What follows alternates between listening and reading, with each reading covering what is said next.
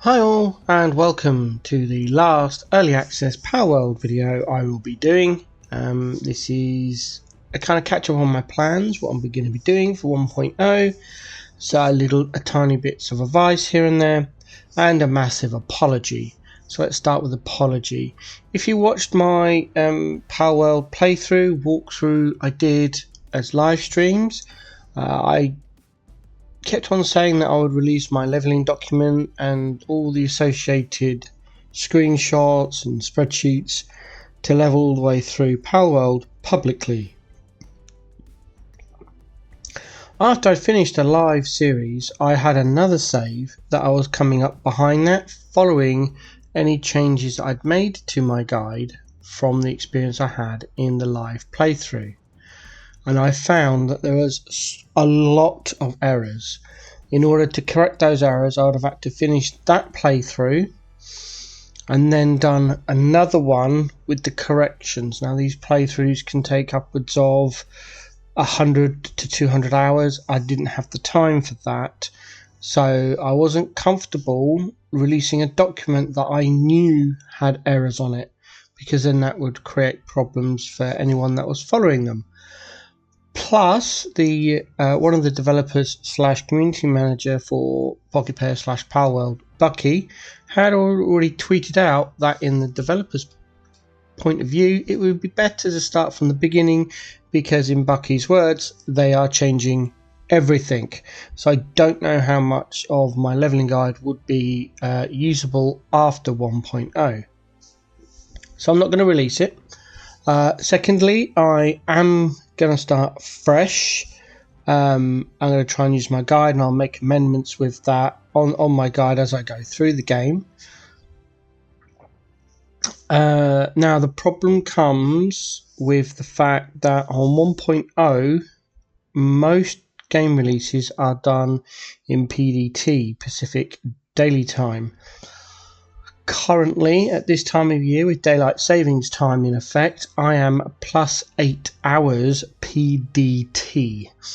So if the game releases at 5 PM, for me, that's going to be 1 AM local. I can't stay up that late just waiting for a game. I have IRL responsibilities, so there's no way I can do that. What is more likely to happen is I will stream very early on the next day. So that would be Saturday the 11th of July, my time, round about 6/7 AM. So that's my time, which would put it at about 7 to 8 AM GMT. And then obviously for PDT, you're going back 7-8 hours, which is not a great time for me to start streaming, but I can't do anything about it. Time zones suck. If they go by PDT, we don't know it. We just have to wait and find out. No time has been released yet. We've got a little under 7-8 days to go. Additionally, we don't know if they're going to do any sort of pre-release patch notes telling us the changes. If they don't, then I can have a look through the changes before playing the game, which would be a massive advantage. But I'm going to stream everything on my YouTube channel, on this YouTube channel, live. I'll be working through my leveling guide. I'll be experiencing everything brand new. I had toyed with the idea of using the global PAL box. I don't think I'm going to do that now. I'm just going to go hit it fresh. That might change when I hit 1.0's end game, depending if they've changed anything with breeding and how easy/hard they make the breeding. If nothing has changed, then in all likelihood, once I hit end game, I will be activating the global PAL box to bring over certain PALs, such as my pre-done breeders. But again, I don't know what's going to happen. So that's my plans for 1.0. That's the apology out of the way. Now let's get into Palworld itself. And as you can see, I've only got my massive save left. All the other ones have been deleted. The YouTube series, I said was going to be deleted, the one current behind that got deleted. The co-op world I was doing with some family and friends, that was deleted. We decided as a group we would restart. What I would suggest, if you have any inclinations about keeping your world, then on desktop PC, I don't know if it works on console, or I'm sorry I don't, but on desktop PC through Steam you've got that little folder icon. Now if you hit that icon, I've got several different screens, so mine's going to appear on a different screen, but that'll open up a Windows Explorer page, and in there it will give you the files relating to this save, so you can copy those and put them somewhere safe. I would suggest not on the hard drive that you're using for Steam. Another hard drive, online storage, anything other than, you know, but you can find it in your username for Windows, app data, local, Palworld, saved, save games, and then it's a file with loads of numbers, and then another file with loads of numbers and letters, and in there you'll have two folders called backup and players, and you'll have a document called level.sav, level meta.sav, local data.sav, and world option.sav. Those are the 5 documents you need to recreate your world if anything happens to it when it goes into 1.0. I'm just going to go into my save if I don't press the wrong button, of course. Let's come out of that. Just going to go into my world here. So that's one piece of advice I would suggest.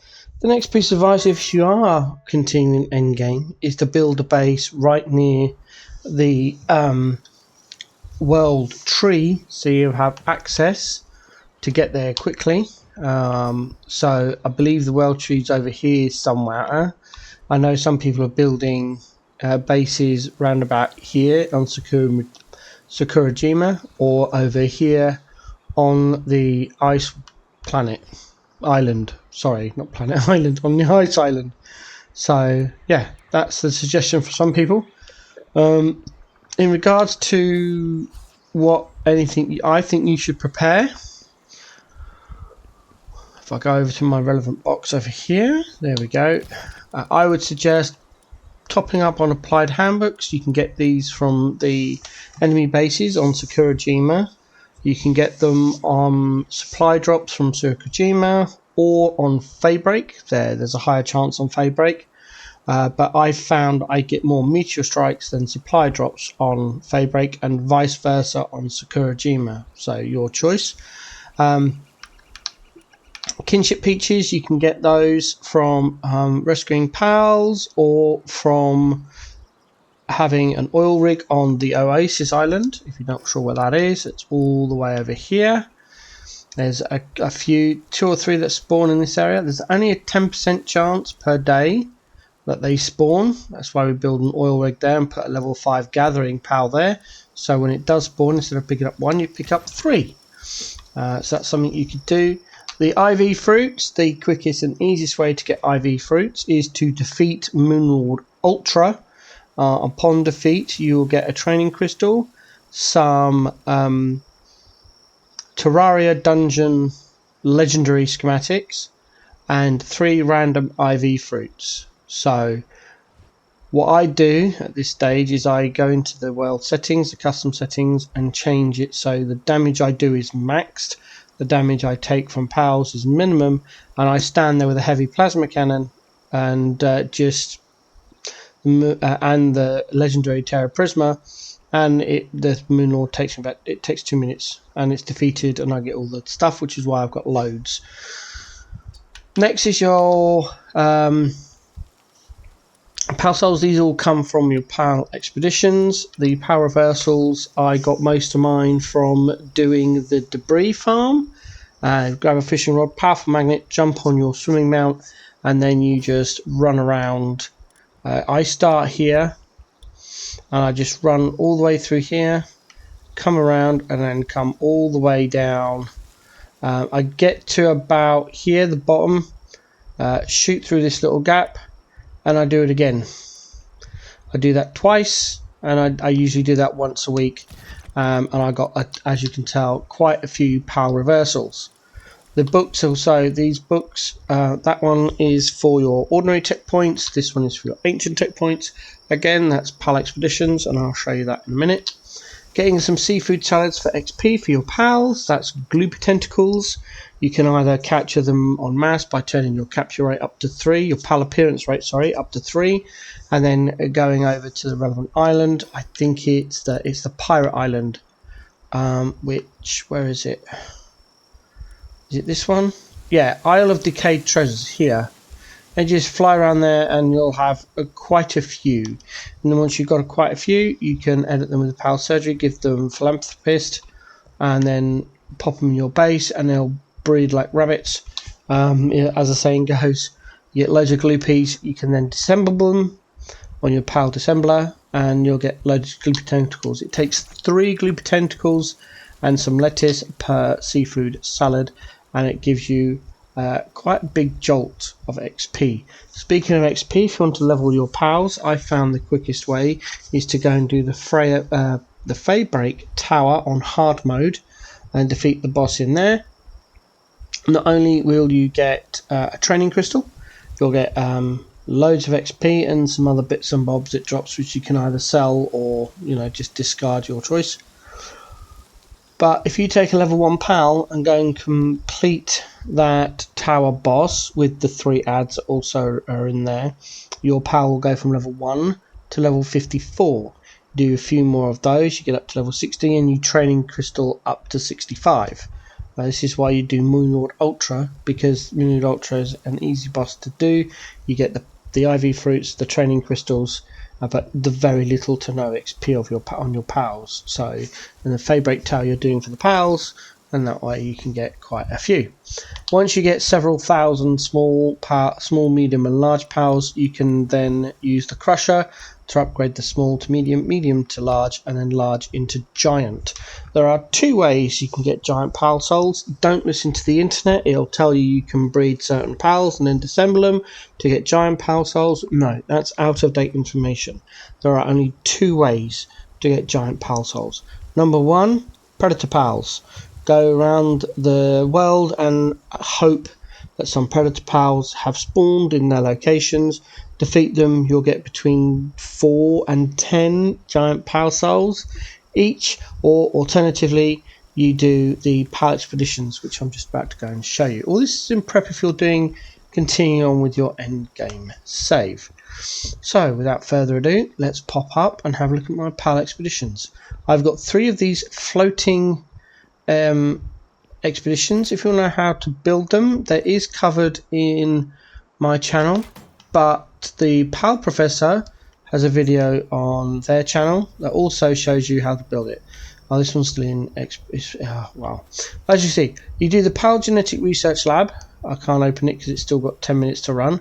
PAL Genetic Research Lab will give you all of your PAL souls. The next one I've got over here under my main farm base. There it is. And this one is to the, I thought these would be finished by now, so I apologise. Moonflower's Secret Hideout, which gives you the books, dog coins and gold. It also gives you XP manuals, the XL ones. And then, yeah, I've got all my bases up and running just to do some last minute gathering of resources. I always mess this one up. Come on, there we go, got it that time.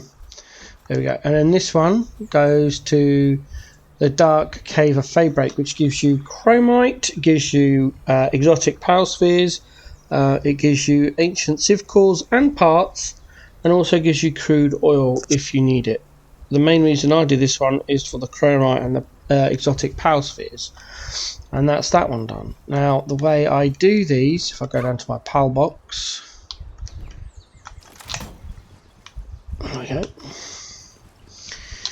So for the PAL genetic research is ice, so I've got 20 Frostallions. They are fully condensed. They've got the attack, defense and stamina PAL souls all up to max, and then I've used IV fruits to max out their stats to 100, and this has been done on every single one of these Frostallions. You can also see it's maxed level. Your priority should be getting them to get them condensed, then the PAL souls, then the levels, and then finally the IV fruits, because that's how the power calculation works on the PAL expeditions. You also, for the passive skills, you're only interested in getting the most amount of attack, and most of the time that is going to be Legend, Musclehead, Ferocious, and Demon God. So I do that with Frostallion. I do exactly the same with Frostallion Noct for the Dark Cave of Faebreak, and then for the Moonflower one, it's Water. So we have the highest attack Water Pal, which is Neptilius. Now Neptilius automatically comes with Lunker, and Lunker gives a better attack, water attack, than it does Ferocious does. So that ends up with Legend, Demon God, Lunker, and Musclehead. And then we go and get Hartalis, and as you can see, we have Saviour, Demon God, Ferocious, Musclehead on this one. Because Hartalis is a raid pal, you can only breed Hartalis with Hartalis. There's no chance of getting Legend on this pal.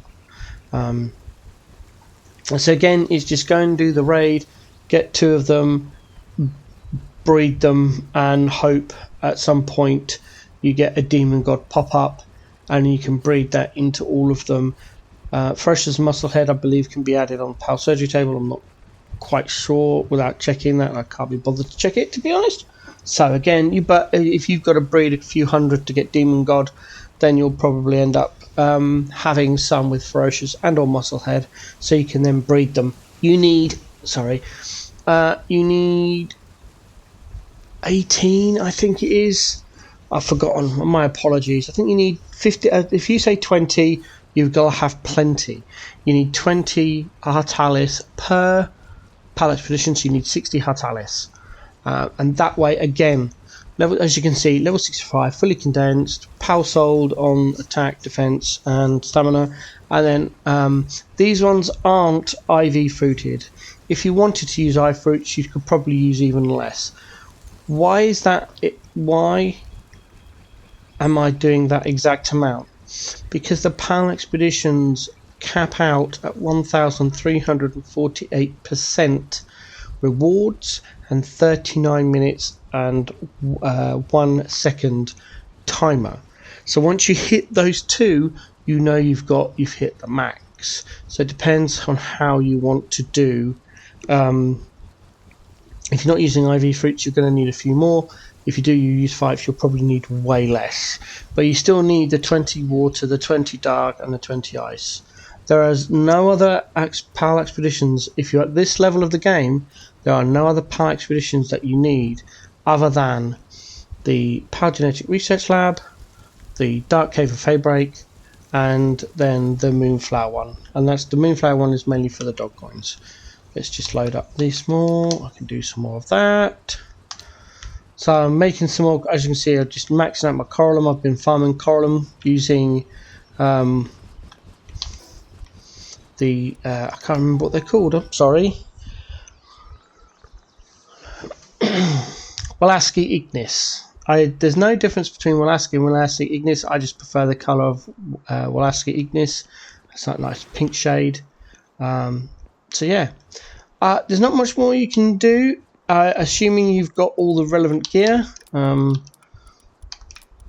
This is the 2 gear sets I have if I'm not doing XP runs. You've got the Legendary Vortex Beater and the Legendary Terra Prisma. They either come from the Terraria dungeon, or like I said, you can get them dropping from Moonlord Ultra. Legendary Ultra Grappling Gun is just through tech.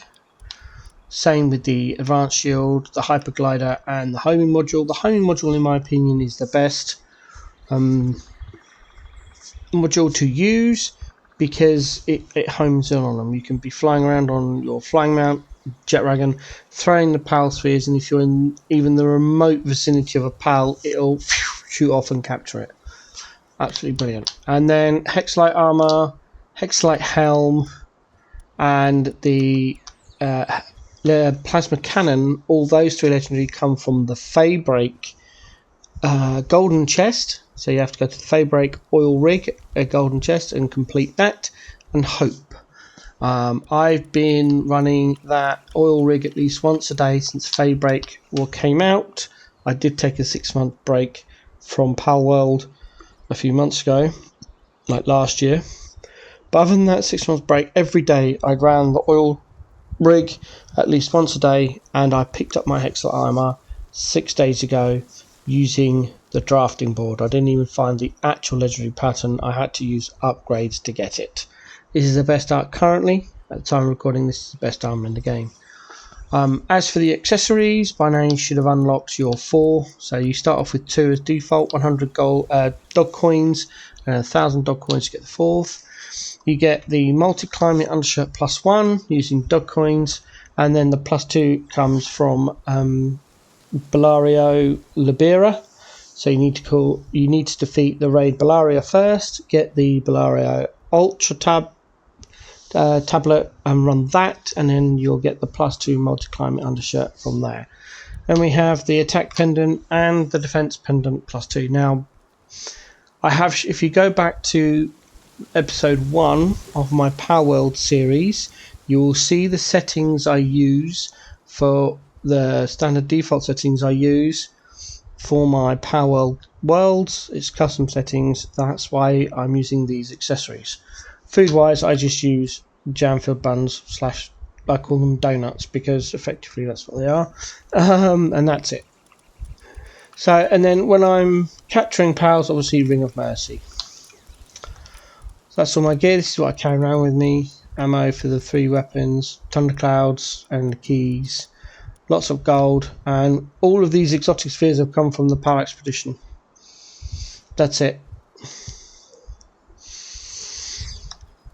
Yeah, that's my advice. As I said, I'm just breeding the Agni Ignis for some Coralum for when I pick up this save.